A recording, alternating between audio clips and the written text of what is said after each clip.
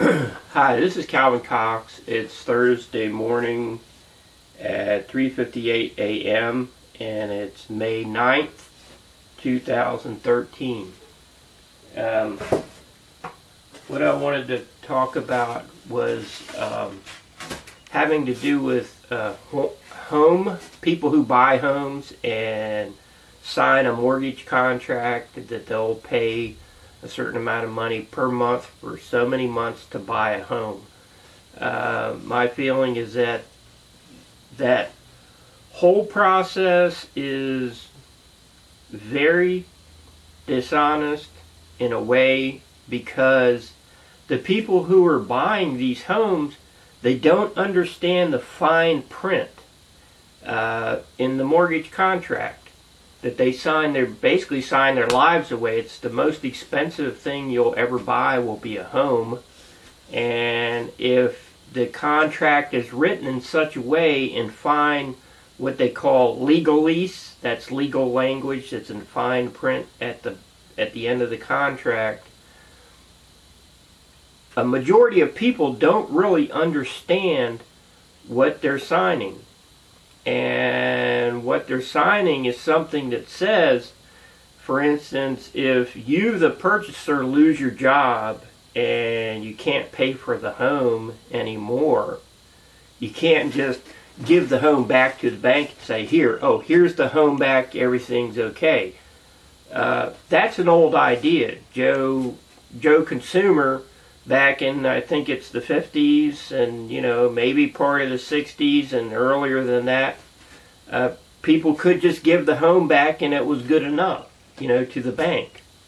But the mortgage lenders, I guess, got tired of people doing that, and so they wrote the law which said, if you give us the home back, we're going to take it, but you still owe us the remainder of the mortgage, the whole thing that you originally signed. You still owe us for that. And I don't believe most people know that, and they don't understand that, and it's not disclosed to the purchaser what that law really says, and it's very damaging to people. It goes against, in many ways, it goes against common sense, because anybody thinks, well, if I purchase a car, something I want real bad and I could use, if I can't afford to pay for it, I'll give it back, and that will make up for the remainder of what I owe. And they think that way for a home also, but that's not true. That's not what the law says, especially with a home that what's happening to people. If they decide to just give the home back, what happens is the bank says, okay, we'll take the home, and they turn around and resell it again, but then you still owe on the original mortgage. So the bank is winning twice. The bank might have to take the home for a little while and maybe paint it, and do a few repairs, but they turn around and sell it for a whopping $250,000, $300,000, whatever the market will bear, and then you still owe for the home. Most people don't understand that. They ought to have a piece of, paper on the front of your mortgage, that big ass mortgage. They list everything. It has so many pages. It's crazy. And they ought to have a page on the very front that says, if you can't pay and you give the home back, you still owe on your mortgage. That should be the very first thing that's stapled. They would say, federal law says we have to tell you that if you cannot pay and you give the home back, it does not suffice your mortgage. You still have to pay. That's what this contract says. Put it in language people can understand. People that buy homes cannot afford to go to law school for 4 years to understand a contract that is deliberately written so people cannot understand it. That's not fair, okay? You're signing your life away to something that's deliberately hidden so you can't understand it. That's hugely unfair. That's what you call modern slavery, and slavery has been done away with. That's chaining people to something. They don't even understand what they're signing. That's not fair, man. Come on. That's abusive. Hugely abusive. That needs to be changed. Okay, so what I'm saying is obfuscation.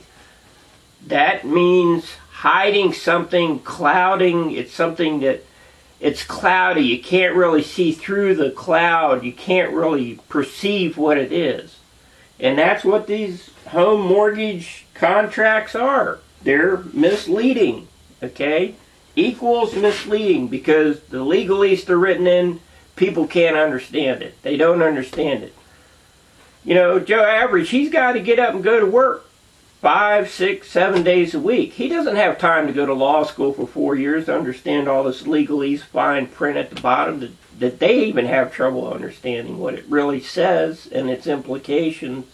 So, obfuscation law is a law it's hiding what is really going on behind it, which is you're basically chaining people to something they don't understand, okay, and they're liable to make a bad move, so the bank again benefits, and the person who's trying to do the right thing by giving the home back gets, well, screwed again. So it should be called, you know, screw them twice mortgages, because that's basically what they're doing.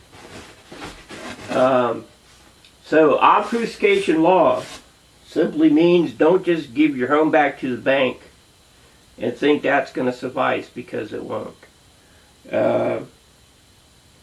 That's a shame. That needs to be changed. There needs to be a piece of paper on the very front of that stack that they have to set that and, you know, say, you need to understand this, and they need to leave the people alone. Either give them a copy of that a day before they ever go to the settlement table so they can really think about it. And they have to sign that they received it, and they have to wait 24 hours or 36 hours, and they have to understand that they can't just give the home back, you know.